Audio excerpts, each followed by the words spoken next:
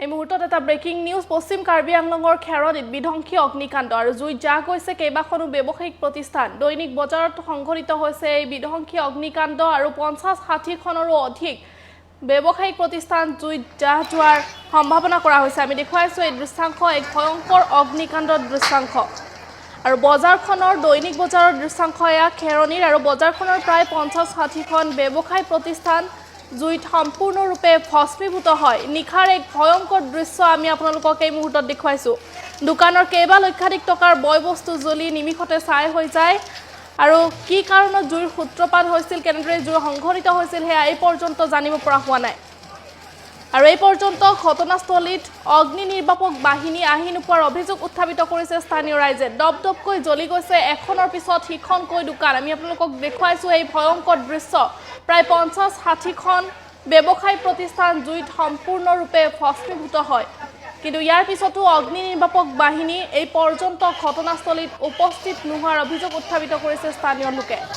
যাৰ ফলত এখনৰ পিছত সিখনকৈ প্ৰায় 50-60 খনকৈ ব্যৱসায়িক প্ৰতিষ্ঠান সম্পূৰ্ণৰূপে জ্বলি ছাই হৈ যায় আৰু এই দৃশ্য দেখুৱাইছো লকডাউনৰ সময়তে পশ্চিম কাৰ্বি আংলঙৰ খেৰনিৰ দৈনিক বজাৰত বিধ্বংসী অগ্নিকাণ্ড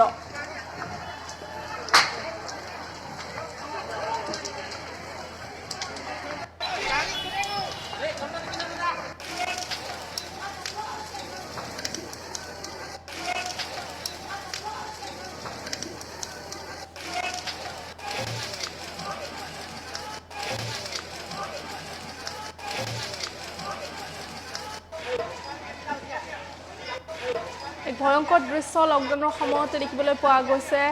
পশ্চিম কাৰ্বি আংলঙৰ খেৰনিত এনেদৰে দৈনিক বজাৰত